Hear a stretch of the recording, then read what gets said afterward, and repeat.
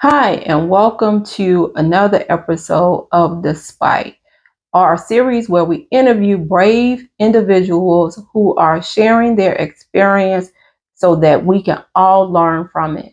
So let's get into the episode. All right, Jean.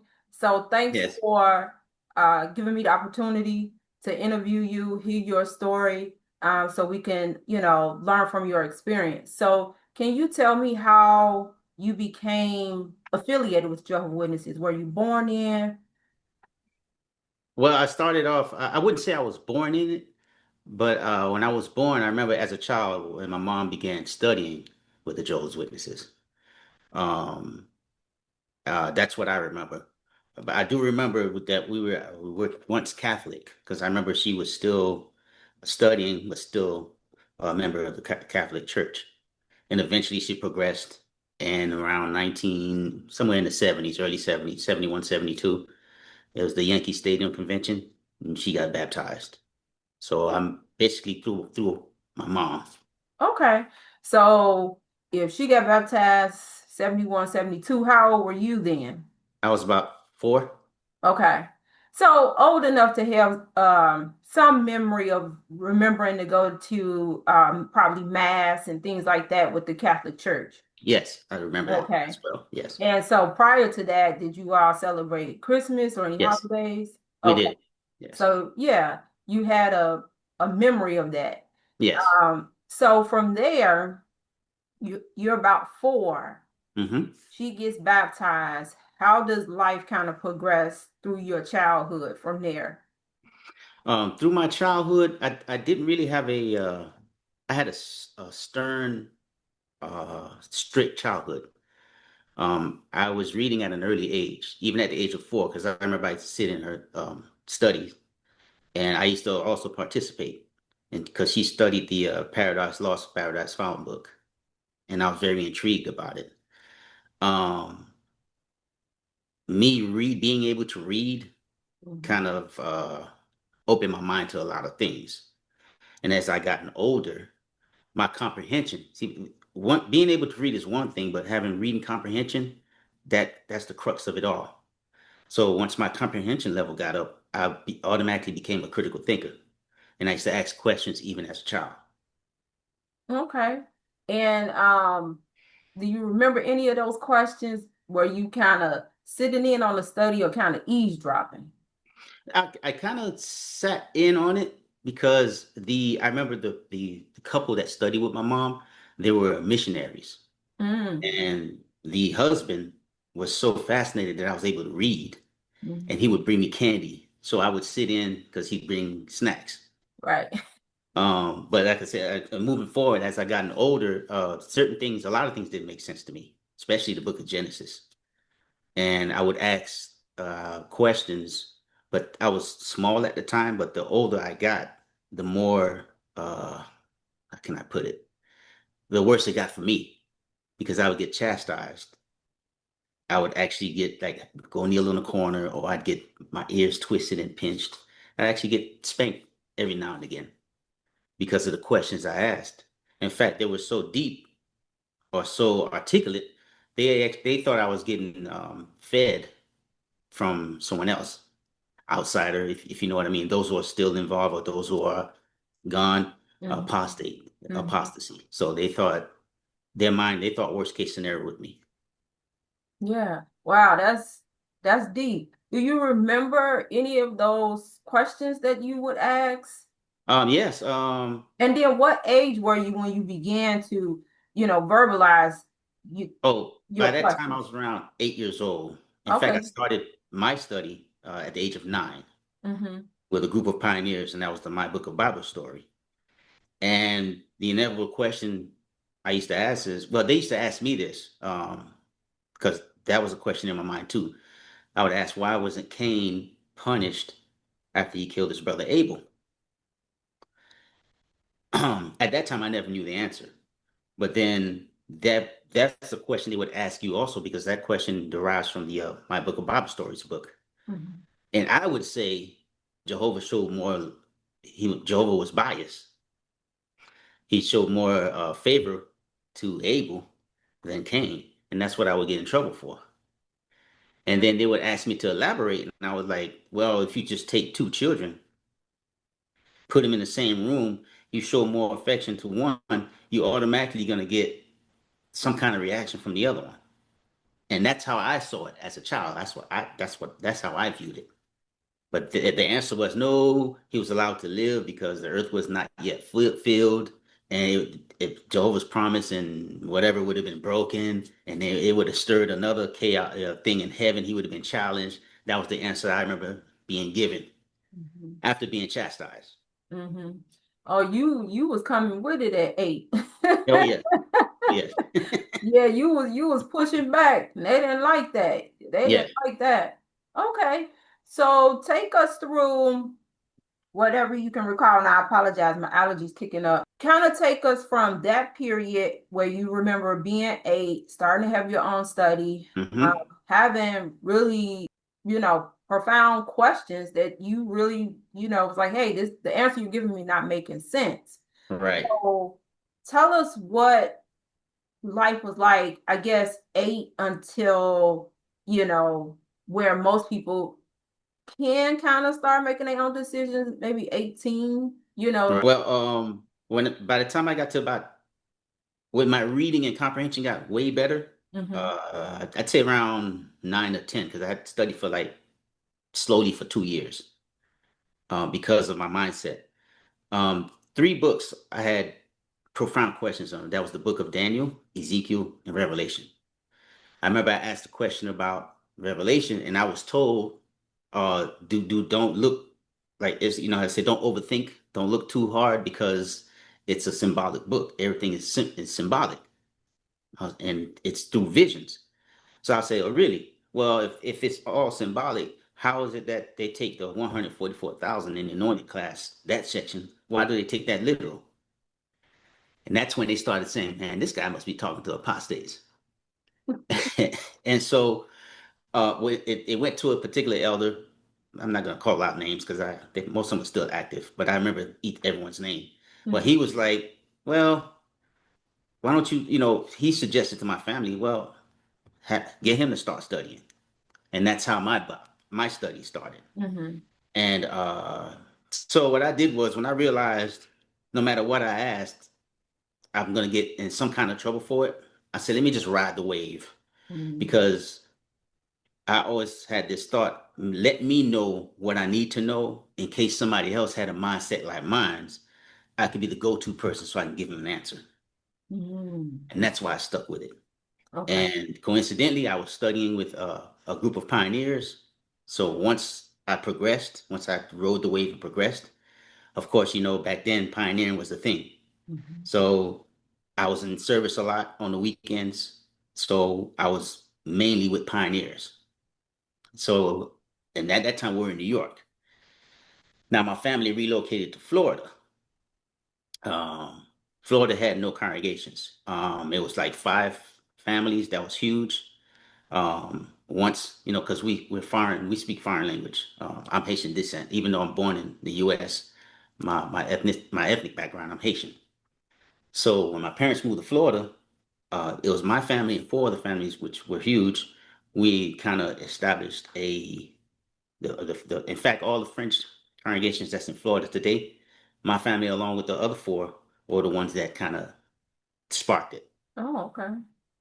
And so moved back to New York, progress, field service, blah, blah, blah, blah. Through high school, I didn't participate in anything because you know how the restrictions are. So I took it serious. So in my senior year, I was baptized. So I was like 17, going on 18, baptized, very active. Being that I was always with pioneers, I became a full-time pioneer. Then I gotten positions of responsibility at the Kingdom Halls, and that also I served in more than one congregation since I'm multilingual. I served in the French congregation, which the ones my family and others helped establish, and plus English. Pioneered in both congregations, toggled back and forth, and finally in the 90s, 91, one of my best friend, in fact, my pioneer partner, he's still active. In fact, he's overseer now. he ended up going to Bethel. And when he came back, he did a year. He came back, and he I don't want to go into details because I think after you hear a lot of things I have to say, although I won't give much, we might have to do another interview so I can cover those, Okay. expand on those details. But my Okay. family was well known at Bethel, Okay. and he found out about it, and he was like, "Man, you should go. You should go. Do you know brother so so? Yes. Do you know brother so so? Yes. All of them was asking for you, man." And he said, Here's an application. You go." I said, "Well, I'll go to New York and I'll say hi to them because I didn't have Bethel was not really part of my, it wasn't in my mind at the time as far as, oh, I want to go, I want to go." Mhm. But I ended up going to New York. But during that time, the society had bought in so much real estate and they had so much things to finish because they were in a lot, they fell into some kind of legal trouble. And because of that legal situation, they had to meet deadlines on every project they had, whether it was Kingdom Halls, whether it was apartment buildings they purchased, assembly halls. So at that time, they needed. But in the '80s, Let me go back a little. In the '80s, they had started a temporary Bethelite service, whereas local members can go serve for a week in and out, week on, week off, and it kind of worked. But when they fell into that legal trouble, they had to expound on it and Mhm. expand it. So lucky for me, I fell into that. And that's how my first hit at Bethel was when they needed, when that need was very, very rampant. They needed it. So back then, what they did was when I volunteered, you have to give your congregation, you have to give them all the information about you. They have to check your field service record, which congregation you belong to. They check with the service coordinator, the service overseer, and they got good news about me. They told the brothers, they asked, boom, boom, boom. Brother said okay, and I was assigned at Lennox, and I was with the demolition reconstruction crew, demolition and flooring, and that's how I landed in Bethel the first time as a temporary Bethelite. And I end up doing back then you can do a week, you can do I don't remember if it was quarterly, semi-annually. They kind of changed it 6 months, 4 months, 3 months, whatever. Up Mhm. to and then when you get re-invited, you can go full time or become a real a member Mhm. with a year or 2 year contract. So Okay. that's how I ended up there. Okay. So that temporary situation, Hmm. was that a result of that brother coming back home after going to Bethel for a year? No. You had Mhm. done that prior to the temporary, and then when he came back, No, no. When he came back, he wanted me to go, okay, but I didn't take his application. okay, I went anyway because I was already going to New York. So I went to see the brothers that were asking about me. okay, And while up there, they made the announcement that they needed temporary okay, Bethelites. And okay, I got it. that's how I first went. The Okay, second time I went, because I got reinvited by Bethel themselves. okay, okay. So the brother who was your pioneer partner, Hmm. came back, and is that how they used to do it? Like almost like a recommendation from somebody? Oh, yeah, in a sense, yes. Okay. It's like a yes and a no. Mm-hmm. They don't want you to recruit, but Mm-hmm. they encourage you to, Speak about it. yeah. But they Mm-hmm. only want like certain, good people. Yeah. So they did the same to me. Hey, if you know of anybody here, it'll give you an application, Yeah. hand it to a brother, da da da da da. So they kind of encourage you to do that. Okay. Although they do have their own system. Yeah. Yes. Okay. So told him no, but when you say you went to kind of visit with those Hmm. people who were asking about you or what have you, were you just was that the sole reason for going to New York, or because you had family and things of that nature up there? No, I had family. I had Okay. family. And in the And midst of that, kind of hmm connecting with those people, and yes, then this opportunity to do the temporary assignments. yes, yes. Okay. All And right. the reason why my So, family is known in Bethel, you got. Let me tell you how the society works. Um, there were no congregations that spoke French. There were no French congregations established in Florida. mhm, So when there's an opportunity for them to open a congregation or start kingdom halls, they're gonna be on it like rice on bread. I mean, like roaches on bread. They're gonna be on it. Mhm. As a matter of fact, the same missionary couple that got my mom into the truth, baptized or into the organization. I'm not gonna say truth, but um, they the ones that Bethel sent them, and Oh, then the husband became the district overseer, and then they sent other French speaking overseers. Let me mhm, see, hold on, we had five mhm, that I can remember.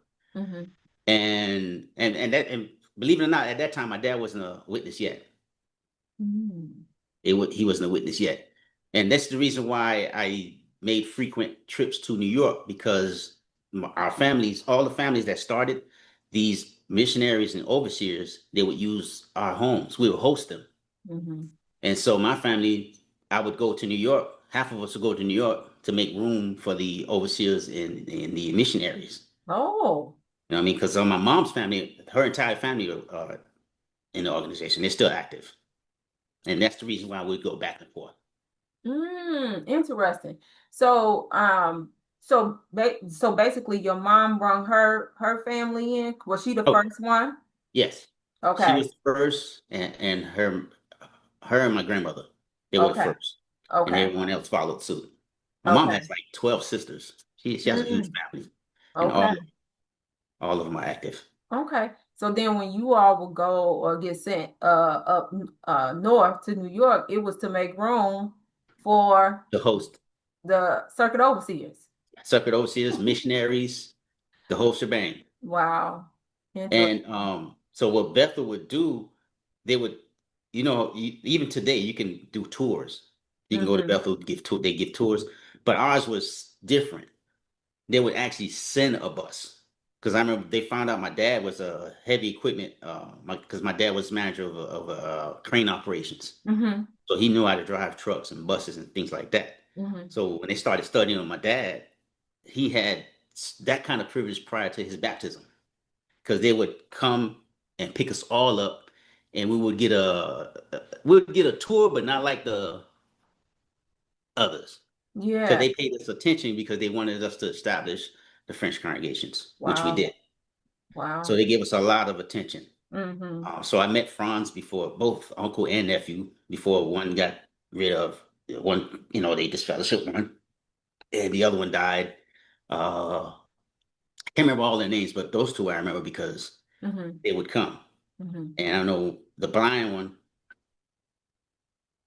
Well, one of them was blind. I don't remember because my dad. By that time, my dad was baptized, and when they would come, my dad was the translator. So when they would give the talk, he would translate. So that's how my family kind of had uh, ties with Bethel Yeah. because they wanted to establish those congregations. Yeah. So let me ask you this. Do you think what might have won your dad over was because they were, reaching out to him saying, do you think they probably buttered him up like, oh, you have such a strong skill set that, Jehovah could use, do you It, think it, that might have that that's a different form of love bombing. Do you think right? that might have played a part? Because was he Catholic as well prior to? No, my dad was actually neutral. He was just neutral. Okay. Yes, Okay. but I wouldn't rule that out. The question you Hmm. asked, I wouldn't rule that out. And plus, my Hmm. mom, he loved my mom, but Hmm. I think it's a combination of all of that. Yeah. Yeah. Yeah. In my experience, it do seem like when you have like a husband and wife comes in first. The husband will come in maybe years, decades later, but it's Hmm. usually that love bombing and that constant, pat on the back that finally breaks them and they say, okay. Yep. so, Yep. so Yep. yeah. Yep. Okay.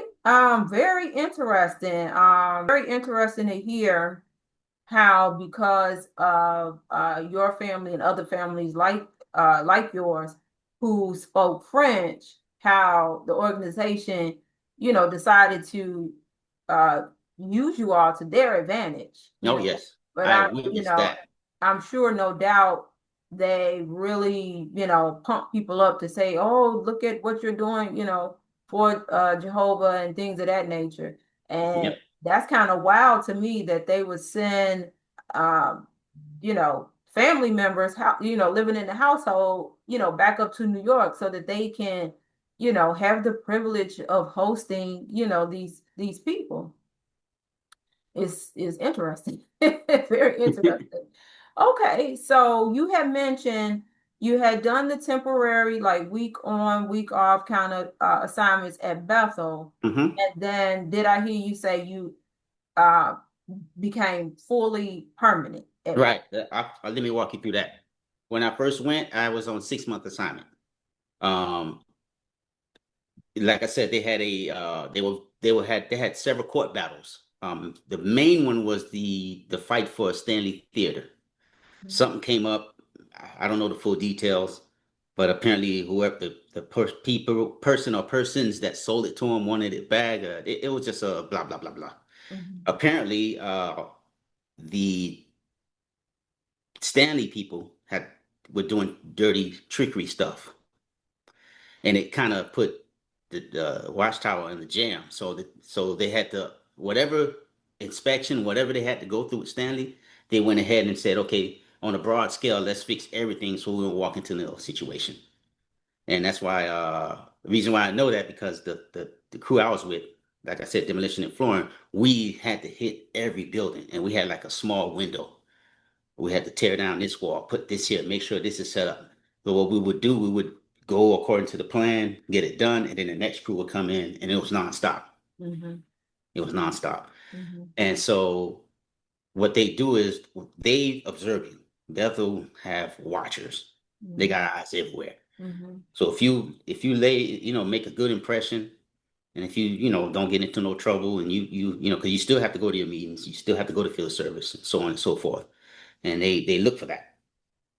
And so when they're impressed by you, they'll extend your stay, or they'll either both. They'll extend your stay and give you an invitation. That's Mhm. how you know that they like you. Yeah. Yeah, Bethel's not cream and crops or peaches and cream like everybody think it is.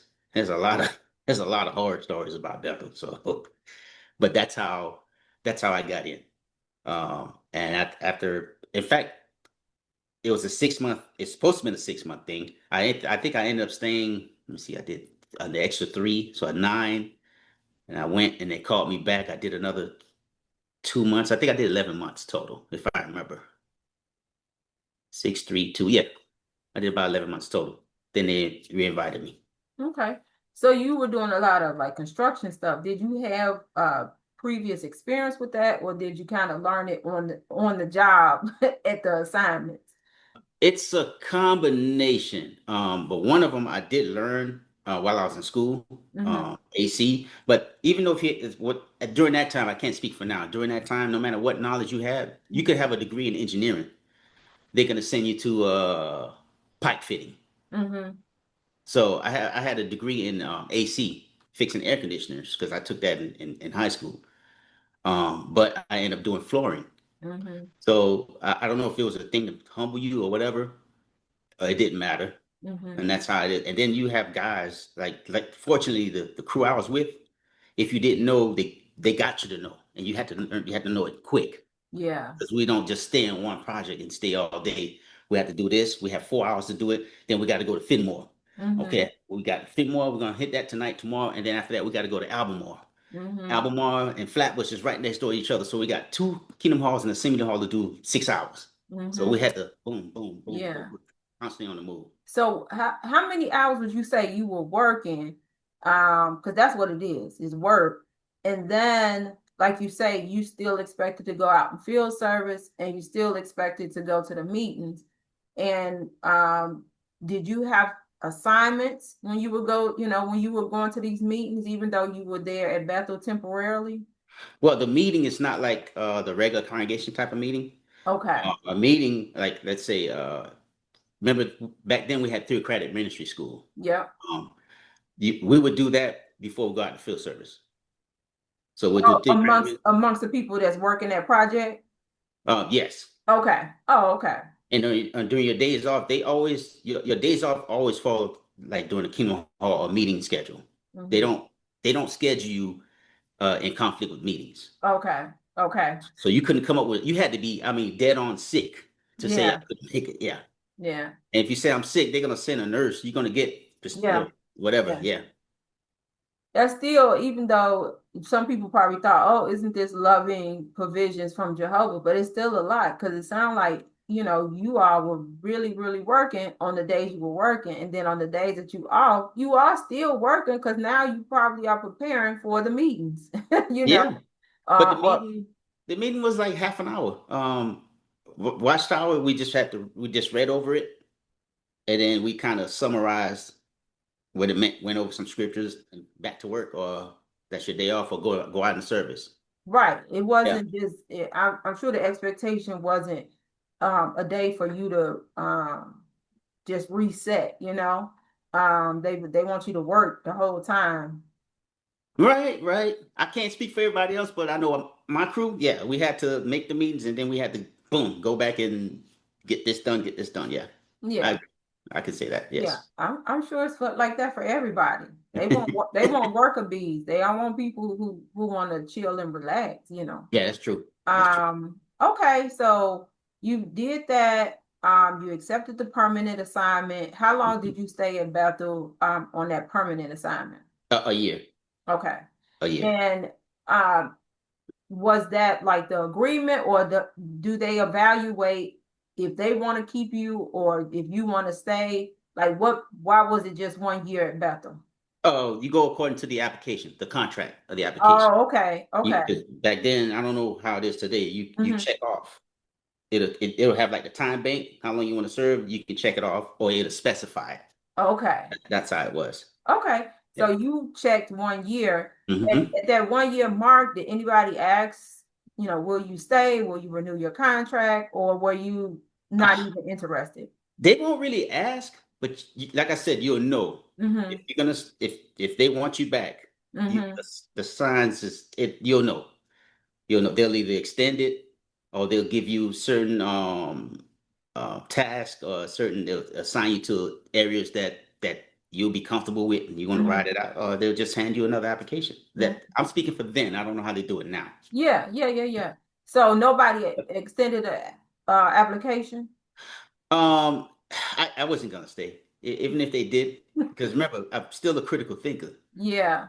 So here's how I am. Back then, you had to research. We didn't have internet. We didn't have Mm-hmm. all these technologies we have today. So when Mm-hmm. you wanted to research and find out about something, you had to do the groundwork. Mm-hmm. I'm the type, I don't just go in the rabbit hole. I go deep. Mm-hmm. And back then, you had to get books. You had to find other books, references. You had to find every source and resource that you needed. Um, when I was there, uh, that was my intention.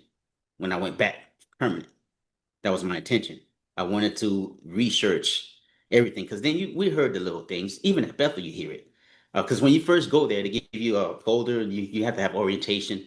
Then they give you this film documentary. They give you the history of Charles Taze Russell, blah blah blah, Rutherford, and they give you the history and how it was established. But you hear the whispers, like they were trying to figure out if Russell was a Mason, a Freemason. Mm-hmm. Was he involved in Freemasonry? Mm-hmm. He wasn't, but he toyed with it. He wanted you to believe he was a Freemason, Mm-hmm. and that took me years of research to find out Mm-hmm. why and what he did. Mm-hmm. And but I remember one time we were there. I was assigned with the like the journeyman. During that time, like I said, construction was very heavy. Mm-hmm. Um, when they needed, like let's say pipes, pipe fitting, whatever, we had to go get the material. You had to go to branch. You had to go to headquarters, and then you had to wait for the material. And that's the only downtime I had. So when I was doing that, I used to hang with the. I used to go chat with the either the music department guys or the not the research, but the printing department. Here's how the material, everything that you studied, everything we read and went over when we were active. The word was the governing body and the anointed. There's a certain chamber, a certain room they go to. They sit on a table and they pray, and Jehovah's Spirit come down and boom, voila, we get the material. So then they take that material, they form a topic of discussion, and they hand it over to an elder. And what the elder does, he looks at it and brings it over to the research department. The research department finds all the material, all the scriptures, all the references, everything to back up that topic that came from Jehovah's Spirit. Then it's sent back. Then it's sent back up. Mm-hmm. And what they do, I guess they proofread and edit it, and they finalize it. Then it's sent right back down to the research department. Research department backs it, make sure, okay, yep, we're good. Then they hand it over to the print department. So we used to have our little discussions. And the big question was, well, is Charles Taze Russell a Freemason? Excuse me. And the biggest thing was the destruction of Jerusalem. So one day we were there, and one of the brothers we knew, he wasn't comfortable with the material he had to print. It had something to do with the destruction of Jerusalem. You know, JWs say, the organization say 607 BCE, and then they kind of manipulate the math with 9 Nisan and plus 1 year to bring it to 1914. And so we, in our huddle, he was like, man, this is not right. And I was like, why? He said, well, historically, the destruction of Jerusalem was 587 BCE, not 607. And even if you do the math, they have to do this math in order to get it to 607 so they can nullify to make this 1914 thing real. And so in the middle of the discussion, one of the overseers came. And he, you know, I was kind of reluctant. I didn't say anything, but he kind of voiced it because you can't say certain things while you're at Bethel. Mm-hmm. But fortunately, this particular overseer, I remember him like yesterday, he was like, well, at least now you guys know everything about Jehovah is circumstantial. Mm. And we were like, what? And he walked off. Mm. He walked off. And the thing about Bethel is, like, I was assigned with, it was 4 of us to a room, right? One of the, all three, it was 3 of us that was very, like, same mindset. But one of them, FP, his initials FP, he was very outspoken. And he didn't agree with something, and he kind of like, you know, brought it out. And what they did was, back then we still had the farms. So when they send you out to Walkill or the farm, that's the way of weeding you out. Mm-hmm. And that's how you know they're going to get rid of you. Mm-hmm. If they really didn't like you and they figured, oh, this person's not going to change, they boot you out right away. Wow. Interesting. Yep. Okay, so you did your 1 year. Mm-hmm. Did you stay up in New York or did you go back down to Florida? After finishing the 1 year? Yeah. Yeah, after finishing the 1 year, I went back down to Florida. Okay.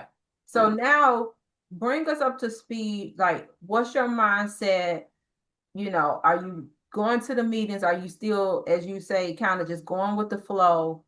Or are those, you know, questions in your head just really, you know, pounding in your brain now? Oh, well, by that time, I found all the answers. Okay. And not only was that overseer right, he was dead on. Mm-hmm. Everything in the Bible is circumstantial. In fact, there's a scripture in the New Testament, book of Galatians, that says it's all allegory. And because back then, they let you do research, all you have to do is play spiritual. You go to the library and do all the research. They have all the material there. Mm-hmm. So all the answers I had in my head, I found them, mm-hmm. all of them. And I was like, oh, this is all crap. All the questions you had, you found the answers. I found the answers to all of them. Mm-hmm. Like I said, all crap. Mm-hmm. All crap. And so what I did was when I went back, I remained because by that time, like I said, well, I was ministerial servant at the time already. You know, when I went back the first time, I was appointed ministerial servant. But the young people would come to me. The young members of the congregation would come to me because I was approachable. Mm-hmm. And they would ask certain things. Like one brother, he questioned me about tattoos. You know, hey, I want to get a tattoo, da da da da da. I told him, well, it really is a conscious decision. But the Bible talks about markings in the body. Da, da, da. I said, yeah. But do you know where tattoos come from? And he said, no. I said, well, the first person that gave someone a tattoo was Jehovah himself. And he was like, what? Yeah. The book of Genesis, after Cain slew his brother, uh, Jehovah made a pact with him. You from now on you'll be a wanderer of a vagabond. And he was worried that somebody was going to take vengeance for Abel. God placed a mark on him, saying anybody that touches him, he'll avenge him sevenfold. Well, that mark was a tattoo. And he was like, but it's the... I said, bro, you have to do a whole bunch of years of research. I'm not going to say nothing. I'm not going to say it if I don't know what I'm talking about. Mm-hmm. You know what I mean? So, and those are the type of things. They would get into certain situations, and I'd tell them how to get out of it. Um, the ones that were old enough to, leave the nest, but didn't want to come, didn't want to come to Kingdom Hall anymore. I told them how to do it. You have some, like I noticed some people leave and they end up joining other churches. Kudos to you. But it's not just the Jehovah's Witness. It's not just the JWs. The religion as a whole is all hogwash. It's a business. It's just a financial movement. And they got a bunch of suckers. No matter which you can name, no matter which, it's only 3 branches and everybody else fall under a particular branch. But overall, it's all hogwash. Just do right. You know, Mm-hmm. whatever you seeking is within you. Mm-hmm. Yeah. So, having said all that, Mm-hmm. how was that received by like the elders and other ministerial servants? If people are coming to you, I'm sure somebody is saying, well, Brother Gene told me, it's a conscious matter for this or that or what have you. But And fortunately for me, that didn't happen. oh, okay. It didn't happen. Okay. So what took place for you to finally leave? Even though you have the answers to the questions that you had, you have come to the conclusion that this is all like made up and, da da da da da. What led you to say, okay, I can't fake it anymore? When all the youths that I was kind of helping Mm-hmm. finally made up their mind, So I when stuck they around for when they them. stop coming, Yeah, I stuck around for them. okay. And then when they all got it and led, were able to leave the nest, I'm talking about the nest of the congregation and home. Mm-hmm. That was it. That's when I left. And I didn't leave. Another thing too, I noticed a lot of people want to leave by disassociation by way of letter. I Mm-hmm. mean, if that's how you want to go out, fine. But the reason why I didn't do the letter is because when you do, let's say if I did a letter, not bragging on myself, but I had such a large influence on a lot of people in several congregations. Mm-hmm. That's a perfect ammo for the society. Mm-hmm. When you go out with a letter, you don't know who you might have helped. Mm-hmm. You know what I mean? So when you do that and they say, "Oh, he disassociated," they label you, they taint you, Mm-hmm. just to deter everyone else from coming to you. Yeah. So my best way was I just slowly dissipated and stopped coming. Because if I'd written a letter, what happened to Brother Gene? Oh yeah, he disassociated himself. He's an apostate, or he's this, he's that. Mm-hmm. You see the reaction?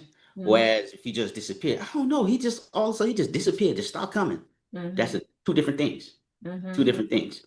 I'm just saying, just if you have no influence, by all means, write whatever, sing, dance, tap dance, whatever. But I was looking at it from that perspective. Mm-hmm. Just disappear. And when the ones that wants to know because they want to exit themselves, I'm still approachable. Mm-hmm. So did you step down as a ministerial servant or you just said, I'm just gonna fade, period? Just faded. I was Okay. still a pioneer. I was still a servant, but I just faded. Okay. Yep. Just faded. Okay. So what would you say your total time was and like when would you say that your fate was kind of complete or your post JW life started? Like At like what age, or after how, how long have you been out? Maybe that'll Oh, help. I left in 93. Okay. As a matter of fact, I have, like I said, I have the weirdest story, but I can back it up. Mm-hmm. Um, while there doing my tour at Bethel, doing my time at Bethel, uh, Mm-hmm. word was they weren't part of it. There's a lot of rumors. Word was they weren't part of the NGO. They lied about the UN. Mm-hmm. And two, they were the biggest contractors for military Mm. weapons and smart bombs, military grade engines, and all kind of weapons. Verified that. And not only did I verify that, when I left, I ended up joining the military. In 93? Yes. Okay.